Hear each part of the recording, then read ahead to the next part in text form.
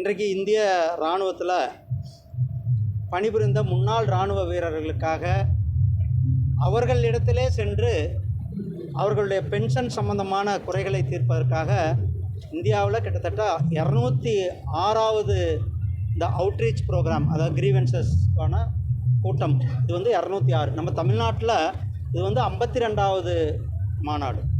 அந்த chief accounts controller இங்கே இருக்கிறார், திரு மயங்க் சர்மா இருக்கிறார், திரு ஜெயசீலன் நம்மளுடைய தமிழ்நாட்டினுடைய அதிகாரி இங்கே இருக்கிறார்.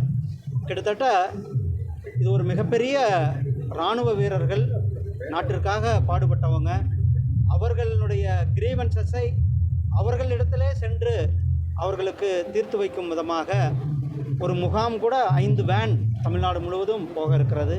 இந்த வேனை கூட இன்றைக்கி திறந்து வச்சிருக்கோம். இது இந்தியாவிலேயே முதல் முறையாக இந்த வேன், மொபைல் வேன், அவங்க பென்ஷனர்களுடைய வீட்டுக்கே போய் அவர்களுடைய கிரீவன்சஸை தீர்ப்பதற்கு கிட்டத்தட்ட இன்றைக்கி மட்டுமே 6000த்திற்கும் மேற்பட்ட கிரீவன்ஸ் பெட்டிஷனர்கள் இங்கே வந்து கிரீவன்ஸ் கொடுத்துருக்காங்க. இங்கே கிட்டத்தட்ட 100 கிரீவன்ஸ்க்கான கவுண்டர்கள் போடப்பட்டிருக்கிறது.